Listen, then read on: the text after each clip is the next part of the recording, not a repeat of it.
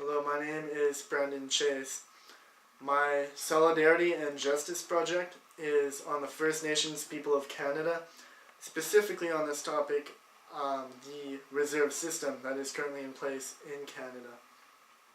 The aim of my project is to firstly increase my knowledge and understanding of this issue, and once I have done this, I will work on figuring out ways that we can help better and figuring out ways that we can change the system and help better the lives of the Native people.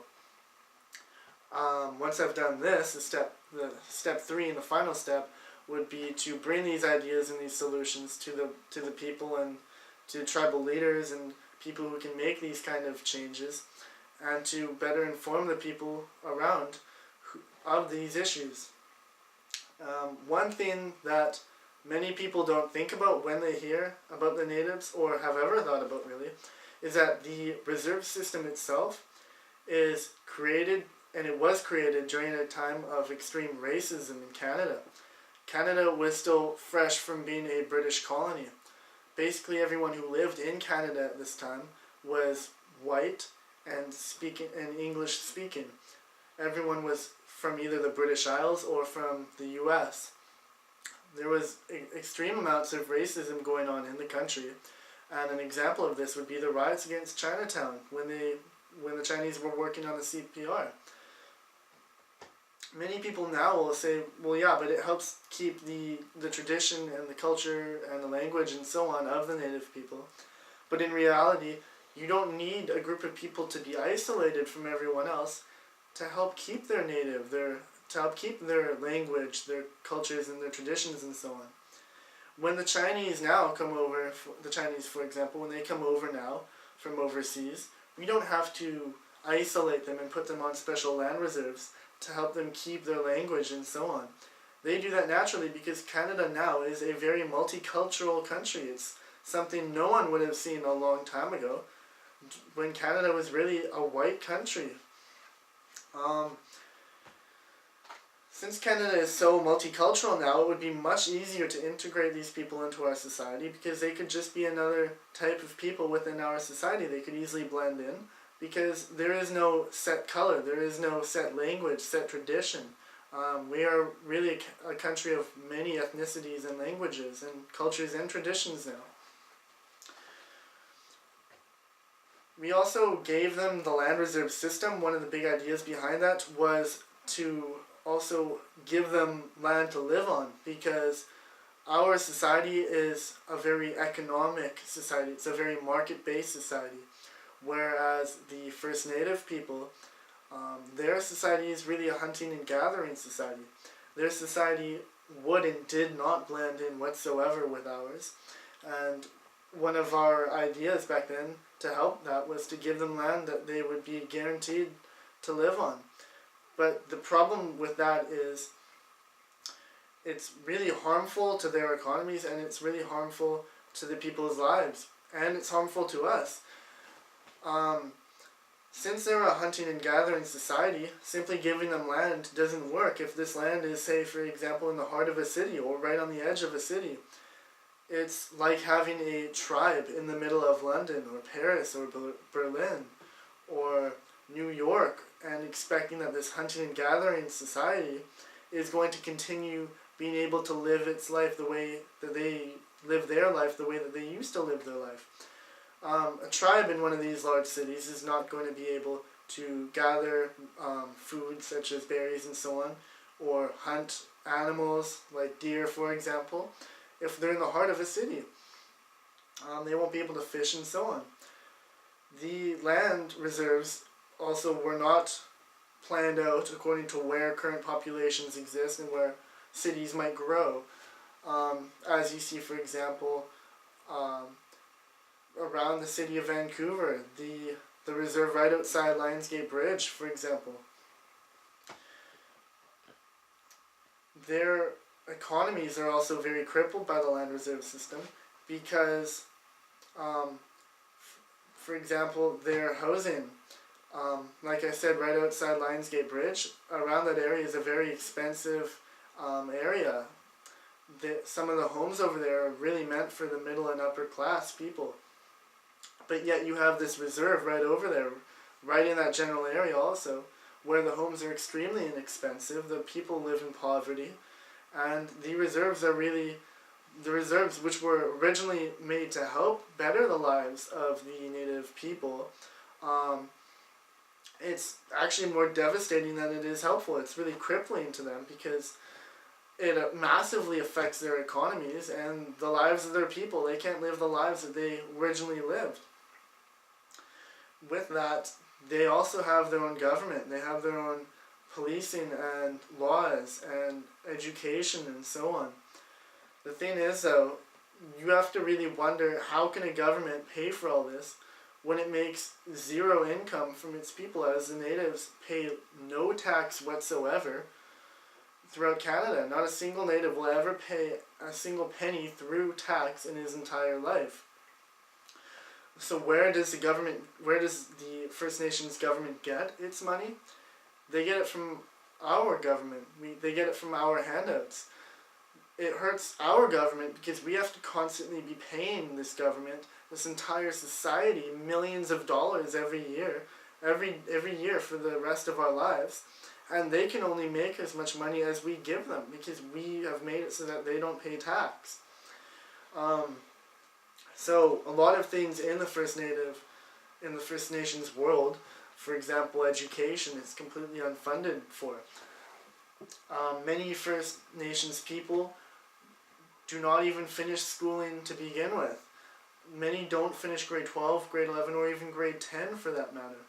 Many of them are very uneducated, and with the fact of their economies being hard hit by our reserve system that we gave them, no one is going to want to come into their economy and be a teacher in the native reserve system because there's really no money in it. Why would you be a teacher for a native school when you're going to make 1/10 of the money that you can make for a public school? And their schools are also not tied to our unions either.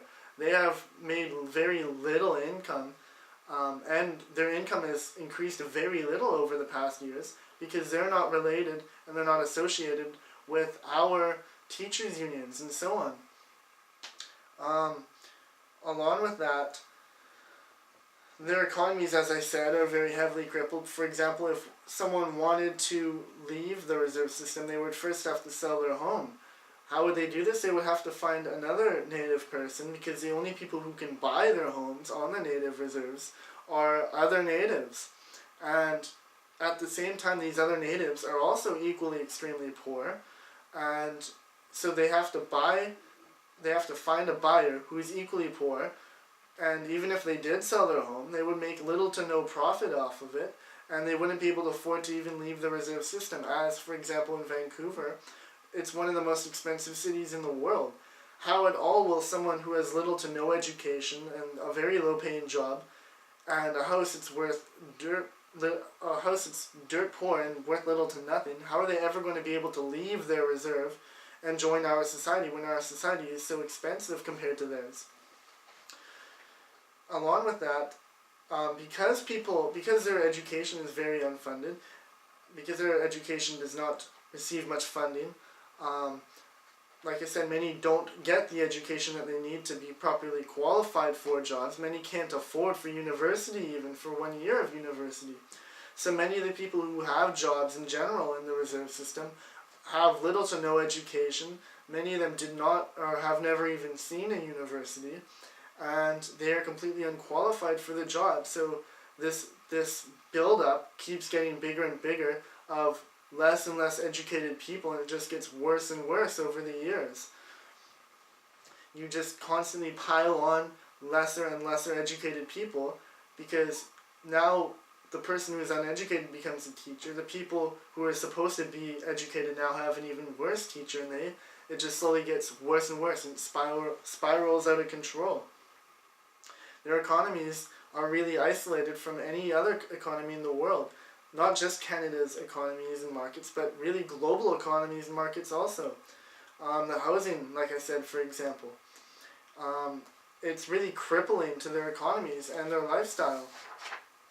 So in conclusion, the state of the First Nations people in Canada it's really racist, actually, and it's really legal oppression, one could say, because they're economically crippled. Their lives are cut down to nothing. They can't hunt and gather like they once did.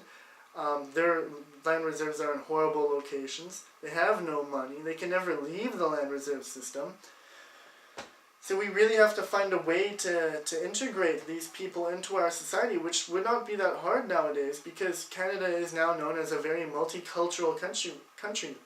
We have many ethnicities in our country. We have many languages and many traditions and cultures and types of people from all over the world. It would not be hard at all today to bring in the First Nations people.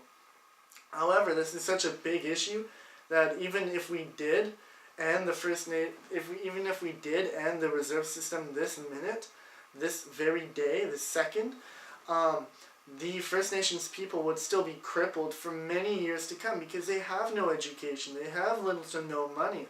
Many would go homeless, or many would go starving within the first week because they wouldn't be able to afford to pay the taxes. They wouldn't be able to afford to keep their homes, because now all these locations around Vancouver, for example, now that they're open to our market, since they're super cheap, other people are going to be wanting to buy these homes.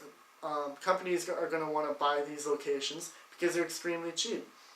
So First Nations people will go homeless and starving within a very short period, and they're really crippled for many, many years to come because of this devastating, crippling system that we have placed upon them. They have no choice but to continue in this cycle of poverty that they've grown up in.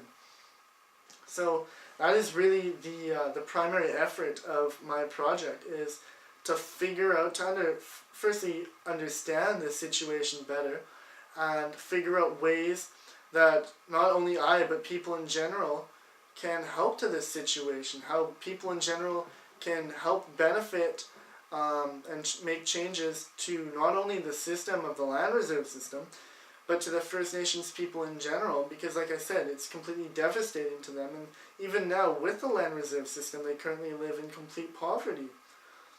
So that is really the backbone of my project, to help better the lives of the people and to help change this horribly crippling system that we have placed upon them.